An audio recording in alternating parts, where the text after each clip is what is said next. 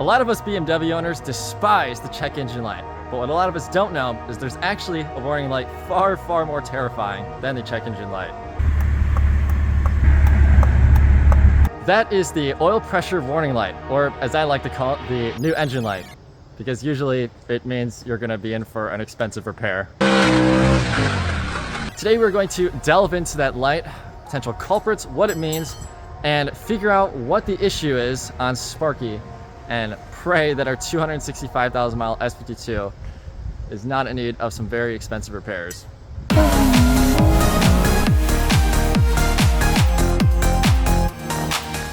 Last video we had a ton of fun with Sparky. We did some burnouts, we dumped the clutch a bunch, and we're generally just super abusive to her.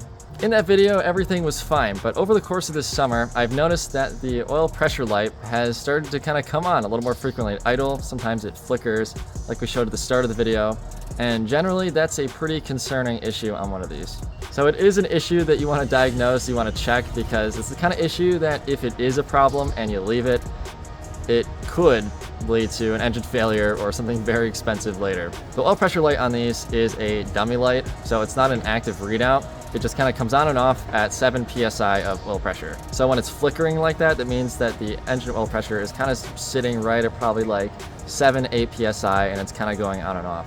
Which at idle isn't super detrimental to the motor immediately, but it can be a sign of other issues which would cause damage to the motor, say if it came on while you were driving down the road. The list of culprits for this light coming on are basically the sensor itself, failing oil pump, bad pickup tube, or an obstructed pickup tube. Say like timing chain guide material got sucked into the pickup tube. That's a very common issue that happens with high mileage ones. So none of them are really nice or easy. They all require the oil pan to come off except for the sensor, which is what I'm hoping it is. But this has kind of been an issue ever since we did the head gasket. When we did the head gasket, we replaced all the timing components, and we did replace the pickup tube with an Achilles Motorsport pickup tube.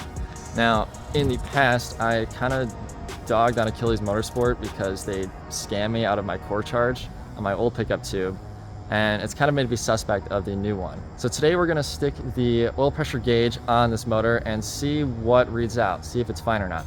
We did do that earlier this summer, and the readout was fine, but that was before the issue greatly started to ramp up. So I figure it'd probably be a good idea to make sure that our S52 isn't in danger of imminent death, especially since we have a track day coming up, another one. So, you know, just thought it'd be a good idea to make sure everything's good.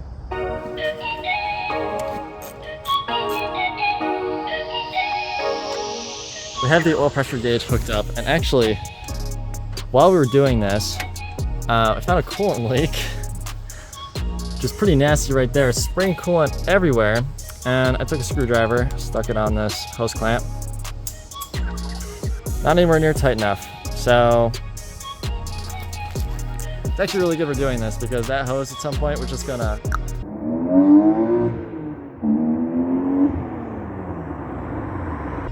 and it might have looked a little snug, but when I put this on there the first time, it was not at all. So yeah, gotta tighten down that hose clamp too.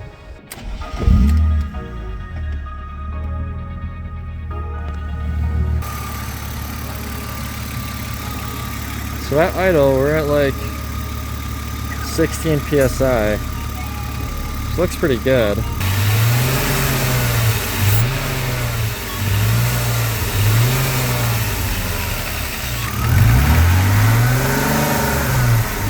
Okay, we got our boy Ben in the car here. How's it going? He's holding the gauge out the window, and he's gonna record it while we're driving.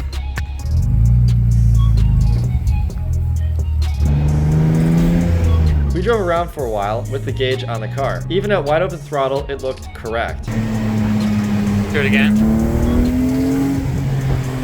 So that made me feel pretty good about throwing the car back together with the new oil pressure sensor. We then did an oil change and we sent it to the track. You guys will see that on the channel pretty soon here. And that brings us to today. This is now, I don't know, a few weeks later from when we shot the last part of the video. And 1,500 miles later, actually, I've finally gotten Sparky on. I've been driving her around.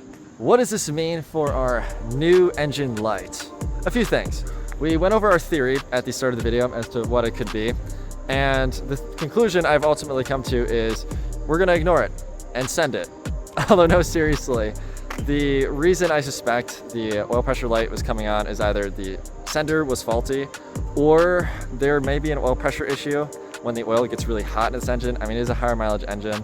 It's not totally and completely unheard of for one of these motors. Usually the precursor to the oil pump failing is going to be an issue with oil pressure at idle on really hot days because the oil gets thinner. We're already running 5W40 oil and Sparky, and you don't really want to go up to a heavier weight than that because that kind of already is like the step up heavier weight from 530, which is what the factory rates these for. But given that the light hasn't really come on since, and we've driven it 1,500 miles, we tracked it, and it's been fine, I'm pretty comfortable being okay with it as it is. I mean, if we really wanted to, we could tear into our now almost 270,000 mile engine. We could replace the oil pump and do all this, that, and the other, but honestly, I just want to drive the car. And we can't actually track Sparky at the moment because that window over there, the driver's front window, is now broken. So when you're on the racetrack, you have to lower both front windows, and we can't lower one of them now because it's broken. So yay, it's like another, I don't know, $500–700 I lost track at this point to fix, and just parts. The E36 is E36ing. One day I hit the switch to push it down, and I heard a kind of a clanking sound, and when I went to go put it back up, it went crooked. And yeah, that was the death of the window regulator and the driver's front window in this car.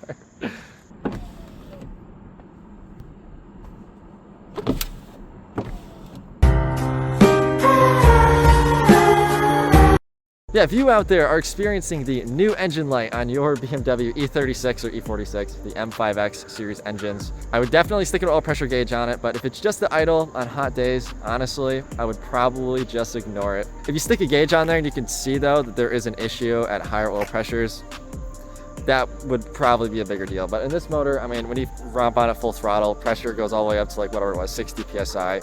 Not a problem at all. So crisis averted on Sparky, our high mileage BMW E36 M3. I mean, I was pretty confident it was okay, but you know what? When you see a flickering oil pressure light, it's kind of concerning. That's like the one light you don't want to see. There's a lot of other lights that you can see and like they'll be fine, but that one's not good. But we are a-okay on this E36 M3. The next video you guys will see will be this car on the racetrack yet again. But yeah, we went to the track for the first time a couple years ago, 3 years ago now, something like that, almost 3 years ago. Tracked this for the first time. Now we're gonna see how we do again with 3 years of experience on the same setup. We actually record a lap time this time, which we have not done in like any of the videos since we did the first one. So if you're excited to see those videos of Sparky on track again, you should subscribe and follow along for more interesting content with this car. We're gonna be shifting our content away from track stuff at this point and more towards road trip stuff. I really want to take Sparky out on road trips. We're almost at that 270,000 mile mark. We're so close, guys. Big thank you to Turner Motorsport and ECS Tuning for hooking us up with parts from time to time. We haven't been too much working on this car because I moved and I don't really have a lot of space to work on her at this point, but we have a couple other projects we need to do, and I wanted some new things have broken on this car, so I want to give you all an update, probably about like the 270,000 mile mark. So stay tuned for that. So if you're new to the channel, you should totally subscribe. Like the video if you enjoy this type of content and you're excited for more videos with Sparky, our high mileage E36 M3. And we will catch you in the next one.